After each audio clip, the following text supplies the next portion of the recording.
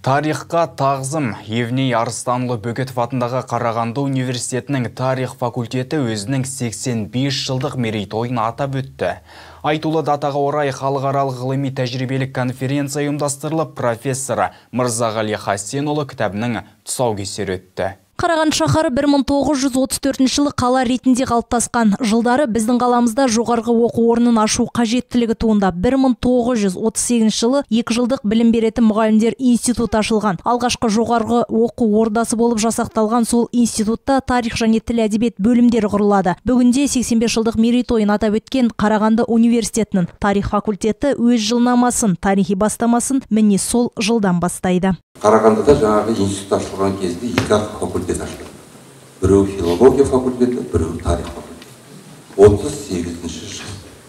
37 жыл мынау репрессиялар басталған, ашаршылық кеткен. Бұл қалаға үлкен бір идеологиялық или бір үлкен орталық керек болды, қара шаңырақ керек болды жүргізеді. Міне соның негізі осы біздің жаңағы оқытушылар институтынан басталды. Яғни ол жерге бүкіл интеллигенция жиналады.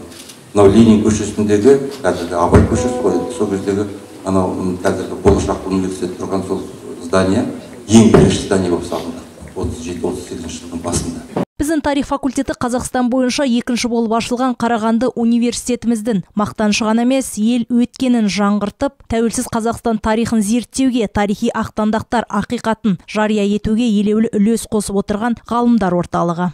Ұлы далада үздіксіз мемлекеттілік, үздіксіз тәуелсіздік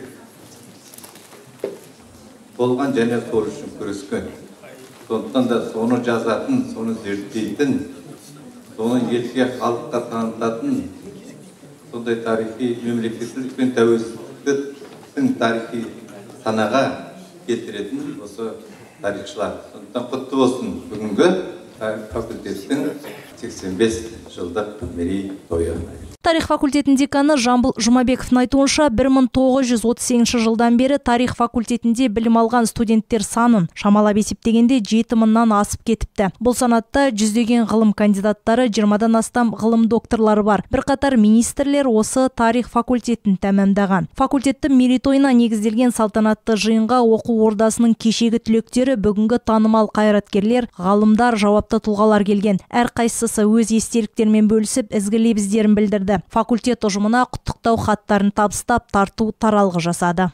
Бай мен байдың арасында жорға жүреді, кедей мен кедейдің арасында дорба жүреді дейді ғой. Ғалым мен ғылыми орданың ортасында ежір кітап жүреді. Евразия ұлттық университет тарихшыларының атын тарту болсын деп, осы 7 томдық жинақта сосын Гумилев энциклопедиясын тапсырылса ететіңіздер. Тарих факультетінің кітапханасына.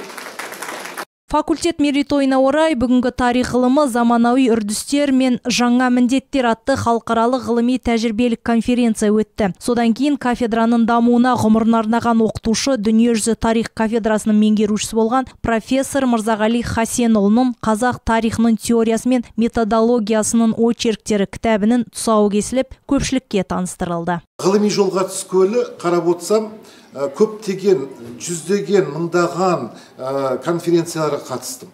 Сонда әсіресе алыс шетелдерде болғанда, сол жерде баяндама жасаған кезде ылғи келіп, үлкен ғалымдар менен сұрайды, сіз қай университетті бітірдіңіз деп. Наверное, дейді, сіз Оксфорд немесе Стэнфорд бітірген шығарсыз дегенде, жоқ деймін. Мен Қарағанды мемлекеттік университетінің тарих факультетін тамамдаған. Тарих факультеті деген ол шын мәнінде үлкен мынау ғылым ордасы, білім ордасы. Бұл жерде біз іргелі ғылымға жол ашылды бұл жерде. Бақыт Гүлматуллова, Шалқар Алтынбеков, Николай Шевелев, 5-ші арна. Құрмет көрермен, бізге келіп түскен ақпараттар легі осындай. Келесі кездескенше аман сау болыңыздар.